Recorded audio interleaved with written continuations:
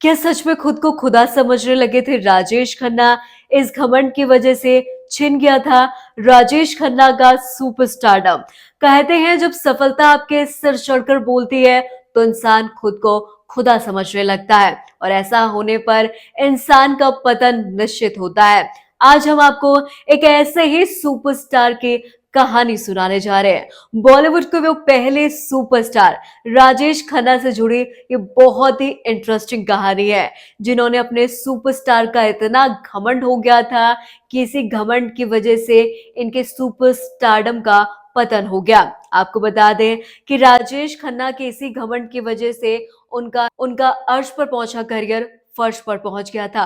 ये बात 1969 से लेकर 1974 के बीच की है, जिसमें राजेश खन्ना का नाम नहीं बल्कि राजेश खन्ना की तूती बोलती थी। कहा जाता था कि हर डायरेक्टर की जुबान पर राजेश खन्ना का नाम था।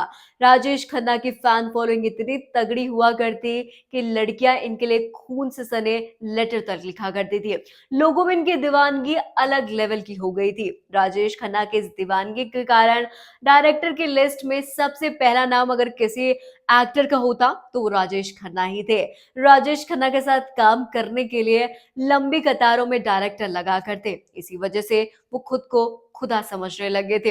इस बात का खुलासा खुद उन्होंने एक जॉइंट इंटरव्यू में अमिताभ बच्चन के साथ दिया था। उन्होंने बताया था कैसे उनको जो सुपरस्टारडम मिल रहा था उसकी वजह से वो खुद को खुदा समझने लगे थे और कई बार सेट पर 8-9 घंटे लेट पहुंचा करते। इसी की वजह से कहीं ना कहीं इनका अर्श पर पहुंचा करियर फर्श पर पहुंच गया था। उन्हें लगता था कि इनका कोई विकल्प नहीं होगा, लेकिन कहीं ना कहीं डायरेक्टर इनकी इन आदतों की वजह से इतना ज्यादा परेशान हो गए और बाद में इनका विकल्प मिला।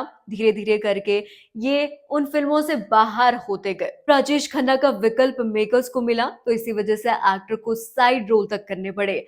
80 के दशक आते आते उन्होंने साइड रोल करना शुरू कर दिया और 2000 दशक तक उन्होंने फिल्मों से दूरी बना ली।